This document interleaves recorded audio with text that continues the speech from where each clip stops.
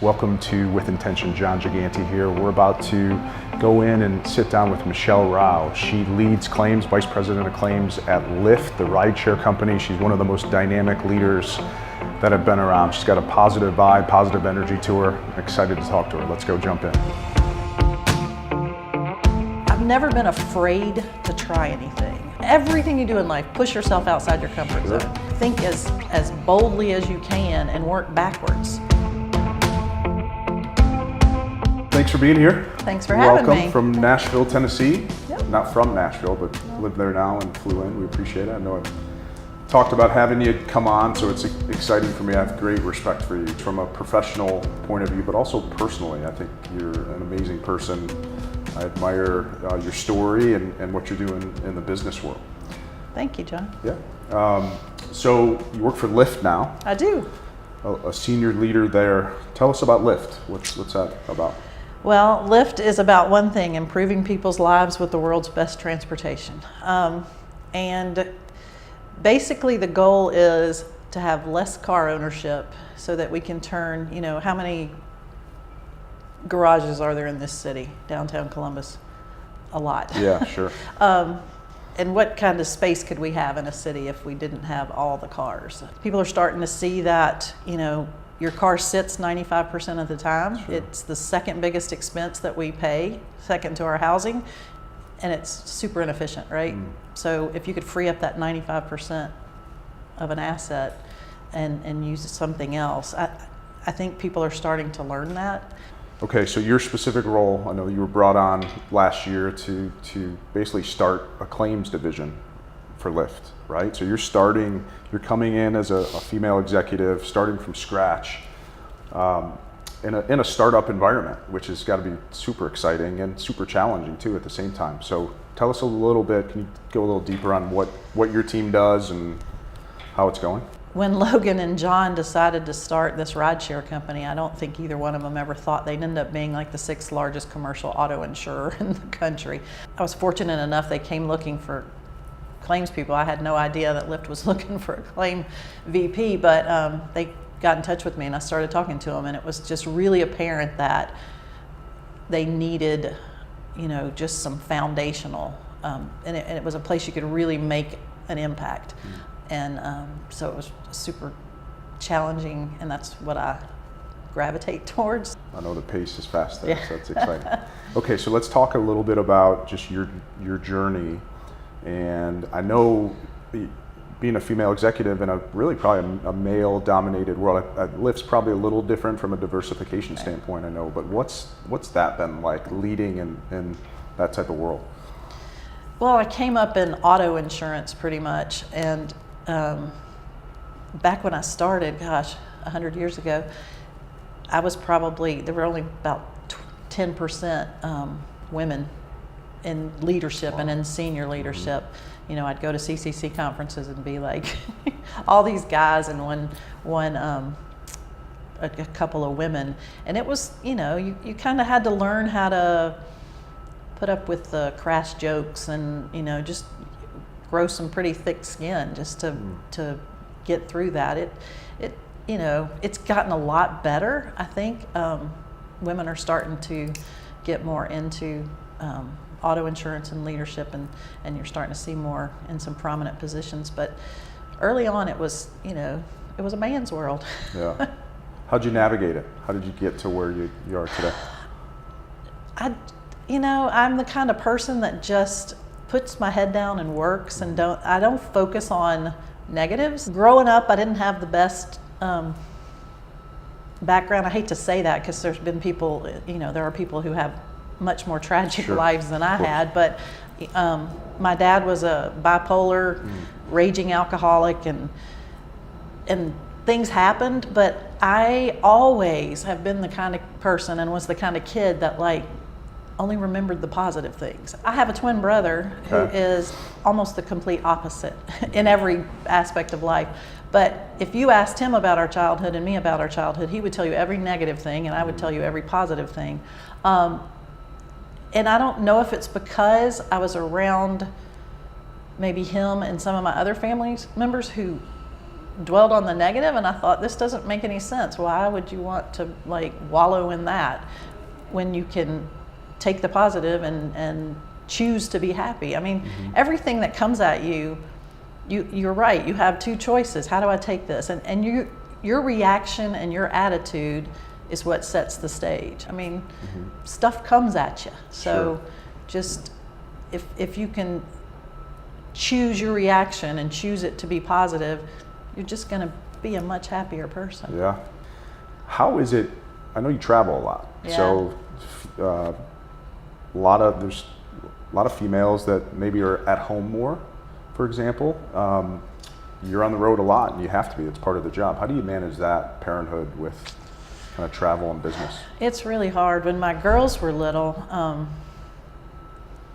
I traveled a lot then, and you know, they went to a private school in Alabama, and most of the mothers in their classes stayed at home, and I was like this odd one out that worked and was gone a lot, and I missed a lot of things. I missed like school plays, I missed dance recitals, I missed a lot of things. And if you're there when you're there, does that make sense? Yeah. If you're present in the moment that you're there, Totally. that's what really counts, right? Sure. So I've raised a couple of really strong, smart girls who appreciate the fact that women can be out there and in the world, and I think they would tell you that it was okay that I missed those things because they learned a lot from watching me. So what advice would you give to an aspiring, 25-year-old female in the business world?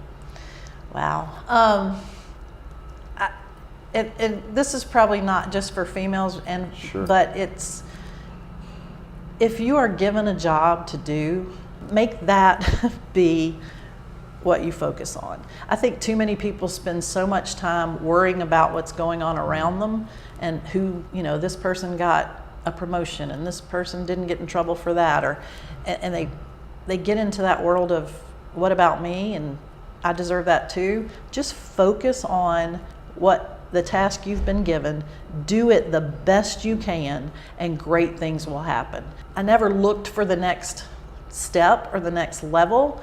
I just did the one I had really, really well, and I always ended up, kind of being pushed up that ladder because I wasn't out there focusing on that next tier or that next thing. I was focusing on what I was supposed to be doing at the moment. And remember, I could tell my 25-year-old self, remember that there is life out there too. It's not all about work. And I think sometimes when you're starting out and you want to prove yourself, you kind of forget that you got to live a little too. Sure. It reminds me of a great book. Cal Newport's a writer. I think he's a Georgetown University professor too. He wrote a book called So Good They Can't Ignore You. Yeah.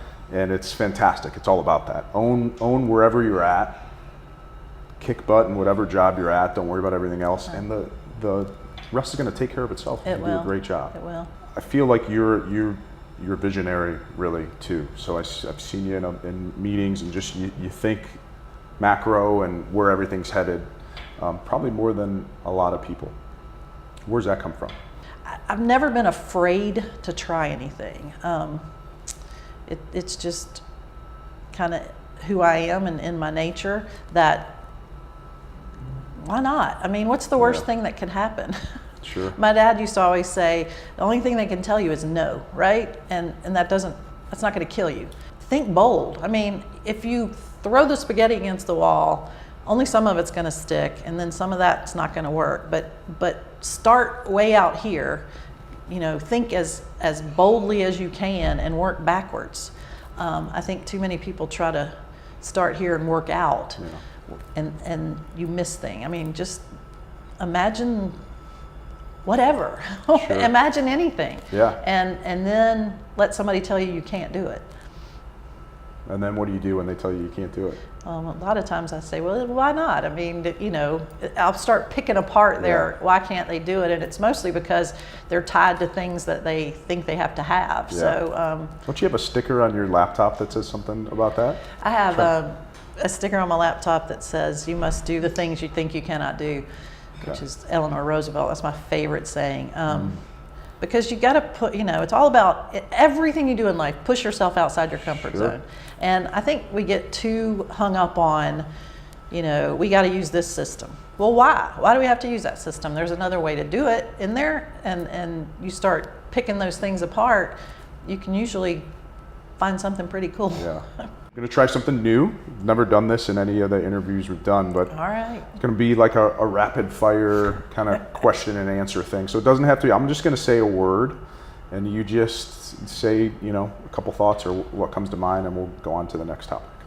Okay. How's that sound? Sounds good. All right. So first word is War Eagle.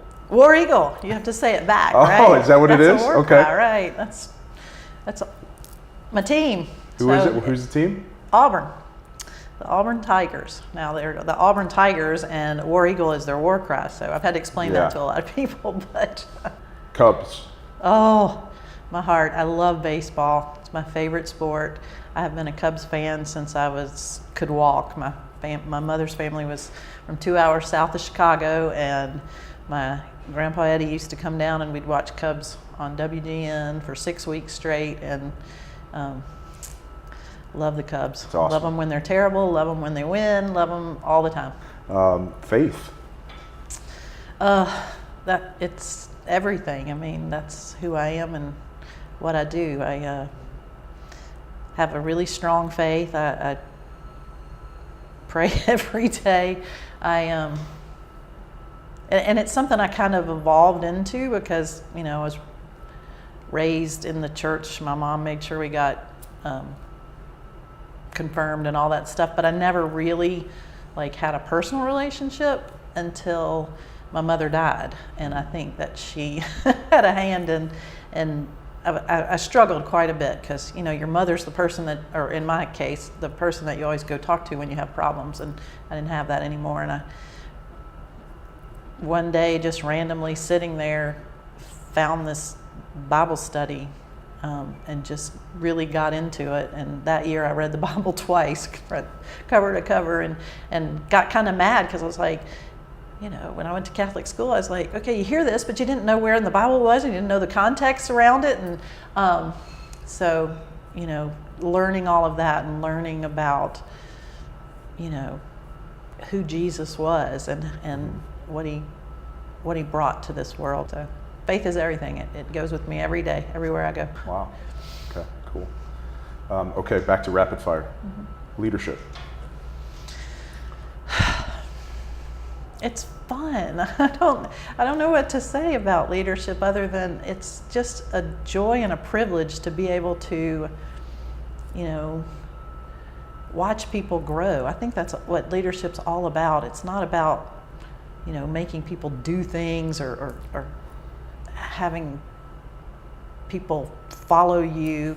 It's basically about helping people get where they need to get and what they want to do. And I've just been really privileged to be able to do that and be able to help people. And the folks out there doing the jobs are the people who are the most important. The leaders, all we need to do is get the stuff out of their way so that they can get their job done. And I used to tell people all the time my card didn't need to say whatever my title was. It needed to say bulldozer driver, because that really was my job. Just bulldoze everything out of these people's way so they can get the job done. With intention. Everything you do every day should have some purpose, right? I mean, we're here to leave this place a better world. We're not here for very long, but whatever we can do as we go along in our journey and the people we can touch, and if somebody meets you and you leave and they think that was a really pleasant experience, I can't think of anything more wonderful. And I think that's kind of the way, when I wake up in the morning, I think let's go through this day and with intention to make, an impression on somebody. I don't want people to meet me and forget me, but not so that they remember me, who I am, but that they thought, that was a pleasant experience. Right. I think that's a amazing point to end on, and I'll just say this. Like I said at the beginning, I admire your style greatly. I admire you as a person. I think you live that. You're authentic. You really, when you're around you, you feel you contribute to everybody in the room. So whether it's in a meeting or in a you know, out to dinner with a group, it's just always that positive energy. So wherever that comes from, and I know it comes from a deep place. It's just, I just wanted to lift you up on that. It's really cool to see, and it's great to see you in such a impactful role now with Lyft too. So keep doing what you're doing, and thanks for being here. Thank you so much, Don. That's too kind, but it's great being here. Thank you guys so much for watching. I think one of the key points there is control where you're at. Whatever position you're in, do the best job you can do. Control that situation, whatever adversity comes your way. You see that's kind of a running theme in a lot of these interviews we do. So Michelle did a great job there. She's doing some amazing things. She's a fantastic leader. I hope you got a lot out of that. Have a great day. Thanks for watching.